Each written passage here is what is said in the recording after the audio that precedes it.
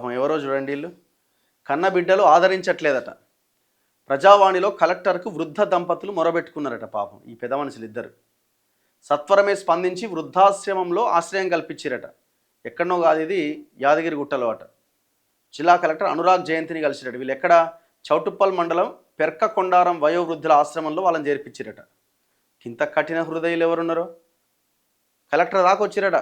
కొడుకులు ఉన్నా కూడా కలెక్టర్ దాకా వచ్చి కలెక్టర్ని అడిగిరట, మా కొడుకులు మమ్మల్ని చూసుకుంటలేరు అంటే కలెక్టర్ ఒక ఆశ్రమంలో చేర్పించిండట. కని పెంచాం, ఆస్తిపాస్తులు పంచి ఇచ్చాం, అయినా వృద్ధాప్యంలో మా పోషణ మా కుమారులు పట్టించుకోవట్లేదు. వారు ఉన్నా లేనట్టే, మాకు మీరే దిక్కు, కనీసం ఎక్కడైనా వృద్ధాశ్రమంలో ఆశ్రయం కల్పించండి అంటూ ఒక వృద్ధ దంపతులు కలెక్టర్ను వేడుకున్నారట. యాదాద్రి భువనగిరి జిల్లా కలెక్టరేట్లో సోమవారం నిర్వహించిన ప్రజావాణిలో వారు కలెక్టర్ను కలిసి కన్నీటి పర్యంతమయ్యారు. యాదాద్రి భువనగిరి జిల్లా ఆలేరు మండలం కొలనుపాక గ్రామానికి చెందిన ధర్మ సోమిరెడ్డి రమణమ్మ దంపతులకు ఇద్దరు కొడుకులు ఉన్నారట. పెద్ద కొడుకు వెంకట నరసింహారెడ్డి ఆలేరులో టీచర్ అట.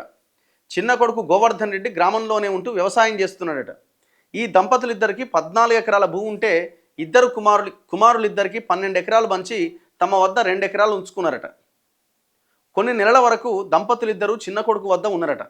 తర్వాత తమను కుమారులిద్దరూ సరిగ్గా పట్టించుకోవట్లేదని, ఇంటి నుంచి వెళ్ళిపోవాలంటున్నారని గత ఏడాది డిసెంబర్ నెలలో అప్పటి జిల్లా కలెక్టర్ కంప్లైంట్ చేసిరట. దీంతో మరుసటి రోజు భువనగిరి ఆర్టీఓ ఆ వృద్ధ దంపతుల స్వగ్రామం కొలనుపాకకు వెళ్ళి విచారణ చేసిండట. అనంతరం కుమారులిద్దరిని ఆర్డీఓ కార్యాలయానికి పిలిపించి వృద్ధ దంపతుల పోషణ చూడాల్సిన బాధ్యత కొడుకులుగా మీ కర్తవ్యంగా భావించాలి అని జనవరి 27వ తేదీన ఉత్తర్వులు కూడా ఇచ్చిరట. సీనియర్ సిటిజన్స్ యాక్ట్ 2007 ప్రకారం కొడుకులిద్దరిపై కేసు పెట్టి నోటీసులు ఇచ్చిరట. అయినా వృద్ధ దంపతుల పోషణ చూడాల్సిన కుమారులిద్దరూ ఆర్డీఓ ఉత్తర్వులను బేఖాతరు చేశారు. వారిలో ఎటువంటి మార్పు రాలే. దీంతో దిక్కుతోచని వృద్ధులు జిల్లా కలెక్టర్ అనురాగ్ జయంతిని కలిశారట. దీంతో వెంటనే స్పందించిన కలెక్టర్ వారికి ఆశ్రయం ముఖ్యమని భావించి చౌటుప్పల్ మండలం పెర్కకొండారంలోని వయోవృద్ధుల ఆశ్రమంలో చేర్పించి మానవత్వాన్ని చాటుకున్నారు.